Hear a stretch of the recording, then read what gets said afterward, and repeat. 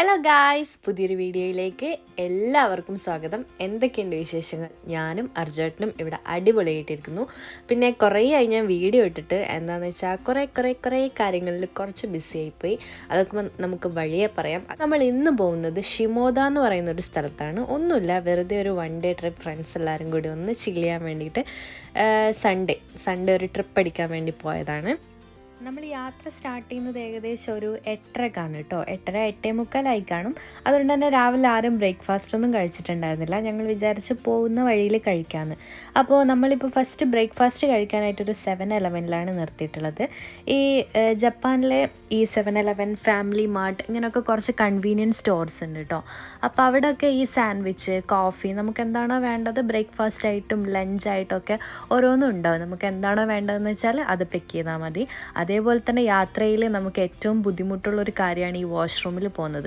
നമ്മൾ ഈ 7-Eleven ഈ ഫാമിലി മാർട്ടിലൊക്കെ നല്ല ക്ലീൻ ആയിട്ടുള്ള വാഷ്റൂം ഉണ്ടാവും. നമുക്ക് എവിടെ വേണമെങ്കിലും നിർത്തിയിട്ട് പോകാനും പറ്റും. അതേപോലെ പാർക്കിങ്ങിലും ഉണ്ടാവും കേട്ടോ. കുറേ പാർക്കിങ്, കുറച്ച് കിലോമീറ്റേഴ്സ് നമ്മൾ പോകുമ്പോൾ ഈ പാർക്കിംഗ് ഉണ്ടാവും. അതേപോലെ അവിടെയും വാഷ്റൂം നല്ല എല്ലായിടത്തും നല്ല ക്ലീൻ ആയിരിക്കും. അങ്ങനെ ബ്രേക്ക്ഫാസ്റ്റൊക്കെ കഴിച്ച് ഞങ്ങൾ യാത്ര തുടങ്ങിയിട്ടുണ്ട്. കാറിൽ കണ്ടോ അർജുട്ടൻ കരോക്കെ ഇട്ട് പാട്ട് തുടങ്ങിയിട്ടുണ്ട്. ഫ്രണ്ട്സിൻ്റെ കൂടെ പോകുമ്പം പിന്നെ പറയണ്ടല്ലോ, നല്ല അടിപൊളി വൈബായിരിക്കും. നമ്മളെ കംഫർട്ട് സോണിൽ നമ്മൾ പ്രത്യേകിച്ച് വേറൊരാളായി മാറും എന്നുള്ളത് വളരെ ശരിയാണ്. ഞാനൊക്കെ ഭയങ്കര ഒരു കംഫർട്ട് സോണിൽ എത്തിക്കഴിഞ്ഞാൽ വേറൊരാളാണെന്ന് തന്നെ പറയാം. അപ്പോൾ നമ്മൾ യാത്ര തുടങ്ങിയിട്ടുണ്ട്. കുറേ ഒരു ടൗണൊക്കെ കഴിഞ്ഞ് കഴിഞ്ഞാൽ ഇതേപോലെ മല, അതേപോലെ കാട്, അങ്ങനത്തെ ഒരു സ്ഥലമാണ് പിന്നെ വരുന്നത്. ഇവിടെ ഏകദേശം ഈ പഴയ ടൈപ്പ് ബിൽഡിംഗ് ഉണ്ടാവില്ലേ, കുറച്ച് പഴക്കം ചെന്ന ബിൽഡിംഗ് ഒക്കെ സൈഡിൽ കണ്ടുകൊണ്ടിരുന്നത്.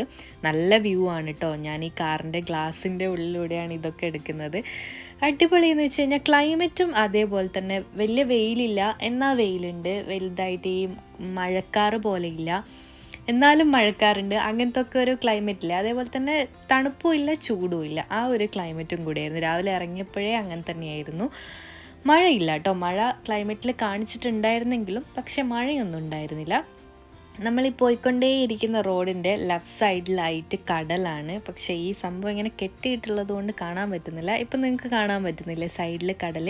അടിപൊളി കിടിലം വ്യൂ ആയിരുന്നു. ഒരു രക്ഷയുണ്ടായിരുന്നില്ല. ഞങ്ങളൊരു സ്പോട്ട് നോക്കിയിട്ട് നിർത്തിയിട്ട് നോക്കുമ്പോൾ കിഡുമായിരുന്നു എന്ന് വെച്ചിട്ടുണ്ടെങ്കിൽ എനിക്ക് പറയാൻ വാക്കുകളില്ല. അത്രയും അടിപൊളിയായിരുന്നു നേരിൽ കാണുമ്പോൾ.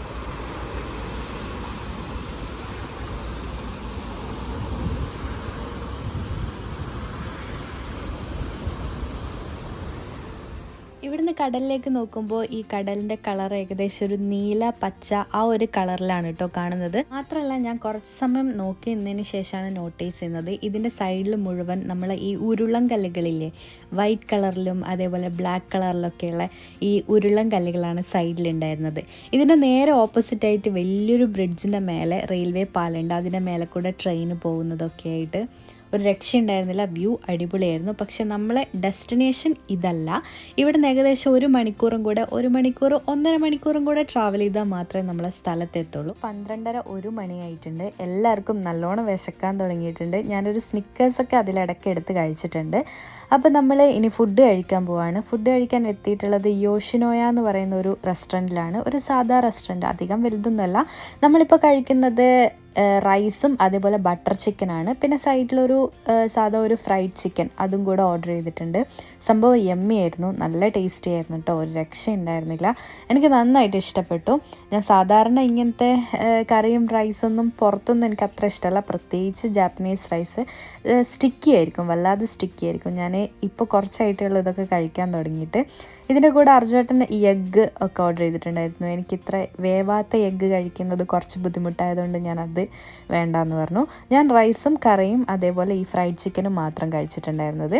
സംഭവം നല്ല യമ്മി ആയിരുന്നു, നല്ല ടേസ്റ്റി ആയിരുന്നു കേട്ടോ.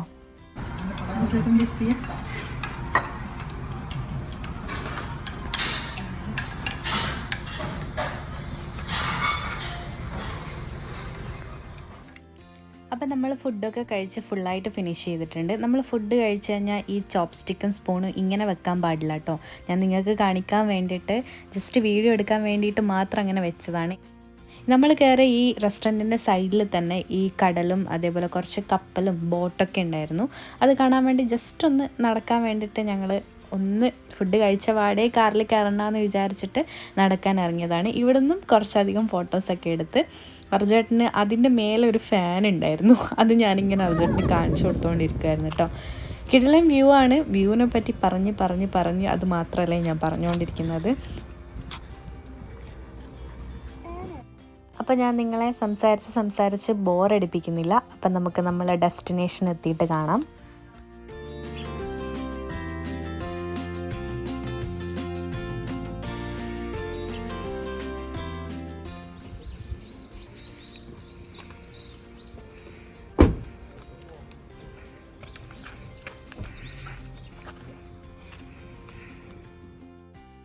ഇവിടെ വന്ന് ഇറങ്ങിയപ്പോൾ തന്നെ ബാക്ക്ഗ്രൗണ്ടിൽ നിങ്ങൾക്ക് കേൾക്കാൻ പറ്റുന്നുണ്ടാവും ഈ കിളികളുടെ ഒക്കെ ശബ്ദം. അത്യാവശ്യം ഒരുപാട് മരങ്ങളൊക്കെ ആയിട്ട് അതിൻ്റെ സൈഡിൽ കടൽ, അതിൻ്റെ നടുവിലൊരു ബ്രിഡ്ജ്, ഇങ്ങനെയാണ് കേട്ടോ നമ്മളെ വ്യൂ വരുന്നത്. നിങ്ങൾക്ക് വഴിയെ പോകുമ്പോൾ കാണാൻ പറ്റും. നമ്മളെ ഡെസ്റ്റിനേഷൻ എത്തിയിട്ടുണ്ട്. നമുക്കിതാ അവിടെയാണ് പോകേണ്ടത്. ആ കടലിൻ്റെ നടുവിലുള്ള ആ പാലത്തിൻ്റെ മേലെ. തൂക്കുപാലാണോ അതെന്ന് അറിയില്ല, ഇങ്ങനെ ഉണ്ട്. പോവാം.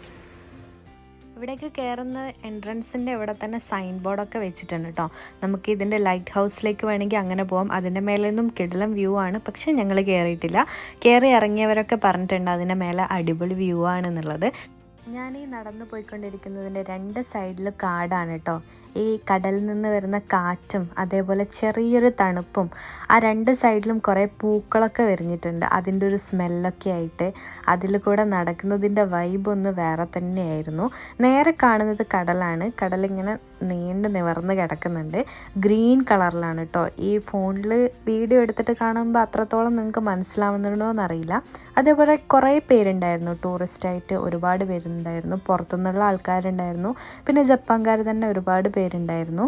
ഈ കടലിൻ്റെ നടുവിലുള്ള ഈ പാലത്തിലൂടെ നടക്കുമ്പോൾ ചെറുതായിട്ട് ഷെയ്ക്ക് ചെയ്യുന്നുണ്ട് പാലം. അപ്പോൾ അതിൻ്റേതായ ഒരു പേടി ഉള്ളിൽ നന്നായിട്ടുണ്ട്. ഉള്ളിൽ പേടി ഉണ്ടെങ്കിലും നമ്മൾ ആ പേടീനെ മറികടന്ന് പോകണം എന്നാണുള്ളത്. അതുകൊണ്ട് തന്നെ അർജുനേട്ടൻ്റെ കൈയും പിടിച്ച് ഞാൻ ധൈര്യത്തോടെ മുന്നോട്ട് പോയിട്ടുണ്ട്.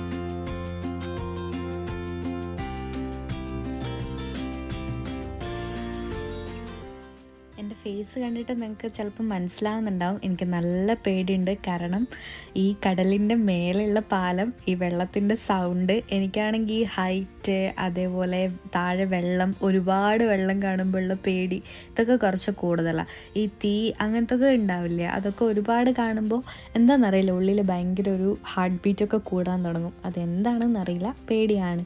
പിന്നെ ഞങ്ങൾ അവിടെ നിന്ന് ഇങ്ങോട്ടേക്ക് പോന്നു. ഇതിൻ്റെ മേലെ തന്നെ കുറച്ച് പാറയൊക്കെ ഉണ്ടായിരുന്നു ഒരുപാട്. നമ്മൾ പണ്ട് തോജുമ്പോ ക്ലിഫ്സ് പോയില്ലേ, അത്രയൊന്നുമില്ല, എന്നാലും കുറച്ച് നല്ല ഭംഗിയുണ്ടായിരുന്നു. തോജുമ്പോ തന്നെയാണ് ഇതിനെ കമ്പയർ ചെയ്ത് നോക്കുമ്പോൾ നല്ല അടിപൊളിയായിട്ടുള്ളത്. ഒരുപാട് പാറ അങ്ങനെയൊക്കെ ഒരുപാടുണ്ടായിരുന്നു. അതേപോലെ മേലേക്ക് നോക്കുമ്പോൾ ഈ മേഘങ്ങളൊക്കെ ഇങ്ങനെ അത്ര ഹൈറ്റൊന്നും ഇല്ലാത്ത പോലൊക്കെ തോന്നി. ഈ കടലും മേഘവും തമ്മിൽ വലിയ ഹൈറ്റ് ഡിഫറൻസ് ഒന്നും ഇല്ലാത്ത പോലെ നമുക്ക് കാണുമ്പം തോന്നുന്നതാട്ടോ. അത് ഞാൻ ജസ്റ്റ് നിങ്ങളുടെ അടുത്ത് പറഞ്ഞതേ ഉള്ളൂ.